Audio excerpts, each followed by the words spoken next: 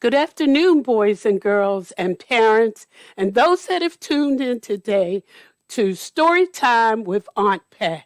Today I have a wonderful, wonderful story that I do believe that you'll like. Today, the story that I'm going to read to each of you this afternoon is entitled Amazing Grace. This is an awesome story about a young black girl who heard that her school was putting on a production of Peter Pan. She was so excited about it that she said, I'm going to go out for the lead role. But she came up to some opposition in going up for the role of Peter Pan.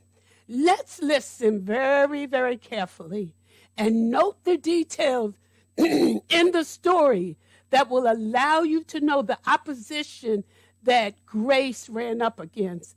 Also, I want you to take note in the story how the support of her family helped her get through the opposition. Let's look at the story, Amazing Grace. Grace was a girl who loved stories. She didn't mind if they were read to her or told to her or made up in her own head. She didn't care if they were books or movies or out of Nana's long memory. Nana was her grandmother.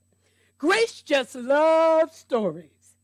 After she had heard them, and sometimes while they were still going on, Grace would act them out.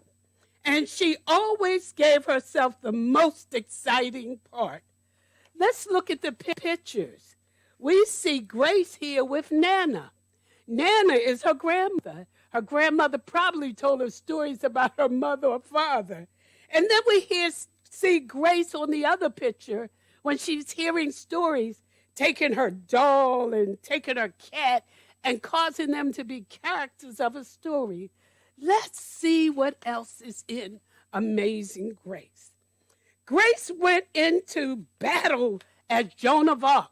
Joan of Arc was a female warrior and wove a wicked web as Anasia the spider. Look at Grace as the warrior. Look at Grace as the spider.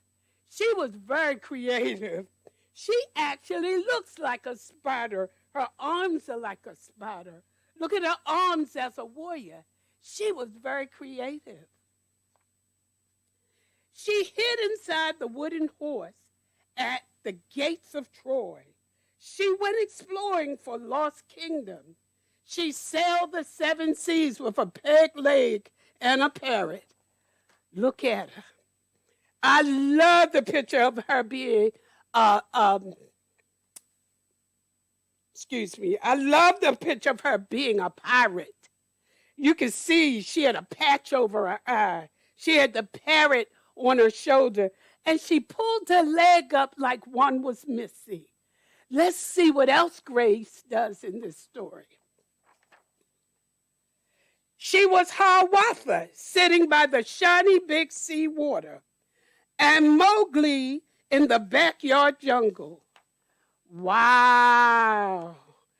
Mowgli was a character in the Jungle Book stories. He was a young man that was raised up in the jungle. She portrayed all of these people whenever she heard a story.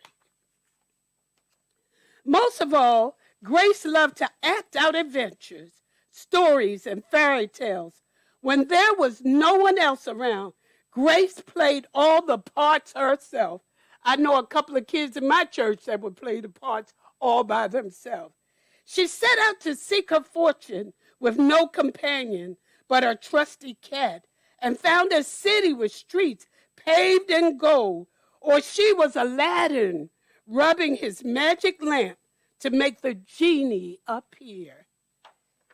Here you see Grace going out to seek out her fortune. Here she's portraying Aladdin with her magic lamp. Sometimes she'd get Ma and Nana to join in when they weren't too busy. Then she was Dr. Grace, and their lives was in her hands. Here you see Grace bandaging up her mother. She bandaged up her head, her leg, and look at her cat. He even has a little bandage on his foot. And she was taking and looking at Nana's pulse and listening to Nana's heart.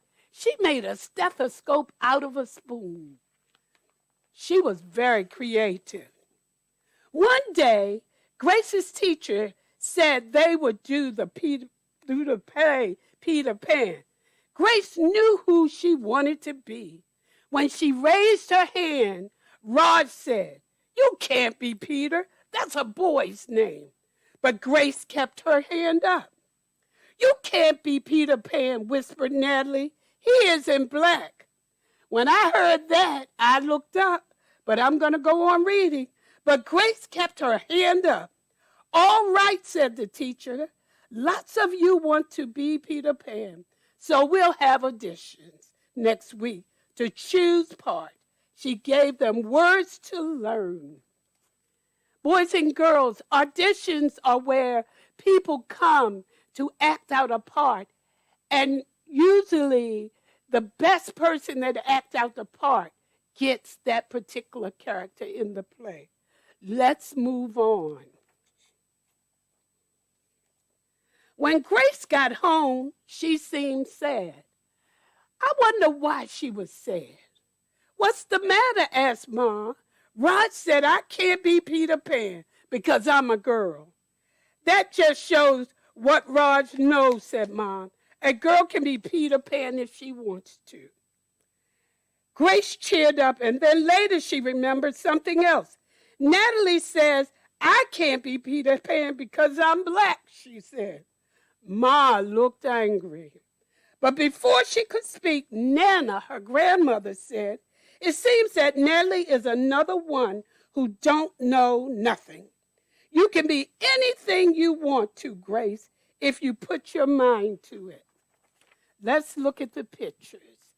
This is Grace talking to her mother and telling her what Rod said. This is Grace talking to her Nana and telling her what Natalie said.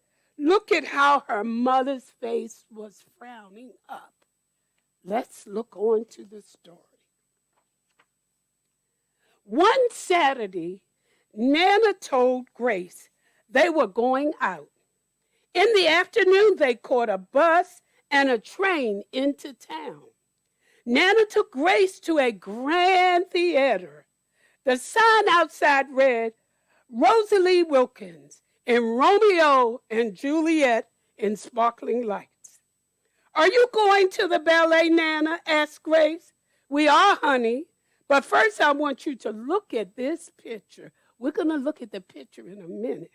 Grace looked up and saw a beautiful young ballerina in a tutu. Above the dancer it said, "Stunning new Juliet." This is Nana and Grace on the way to the theater. But look at the picture. Look at the picture. Do you see what I see? Yes, the ballerina was black. Let's go on to the story. This is getting good. That one is Rosalie from back home in Trinidad, said Nana. Her granny and me grew up together on the island. She's always asking me, do I want tickets to see her Rosalie dance? So this time I said yes. After the ballet, Grace played the part of Juliet, dancing around her room in her imaginary tutu. I can be anything I want, she thought. Let's look at the picture.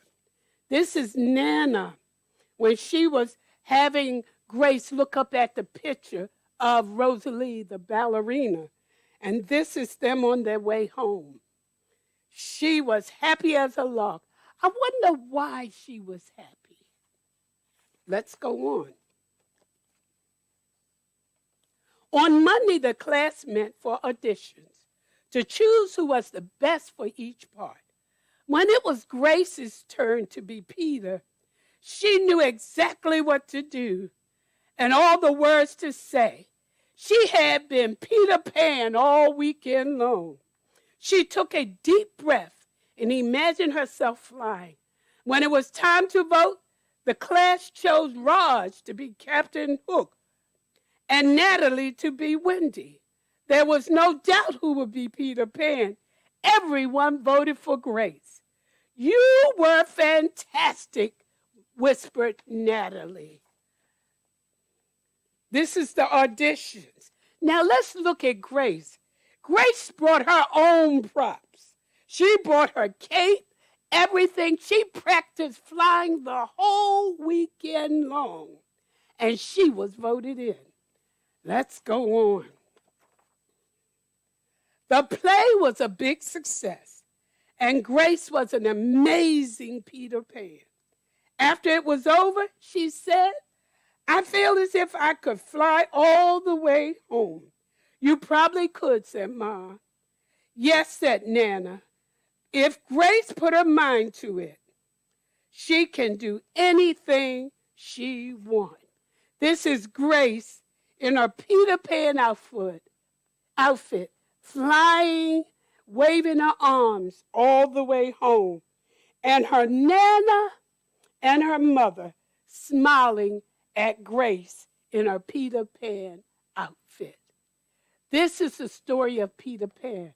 Boys and girls, I told you to listen to a few things about Amazing Grace. The lesson Grace learned from this story with the support of her family was that she could do anything she wanted to do. She could be anybody she wanted to do. The one thing I loved about Grace, she worked hard, she learned her lines, and she practiced flying. She did it so well that everybody voted for her. Now, parents, what I would like for you to do in listening to Amazing Grace is to continue encouraging your children to be the best person they could be. Work hard, stay in school, study, and be the best that they can be in their every endeavor. God bless you, and may heaven smile upon you.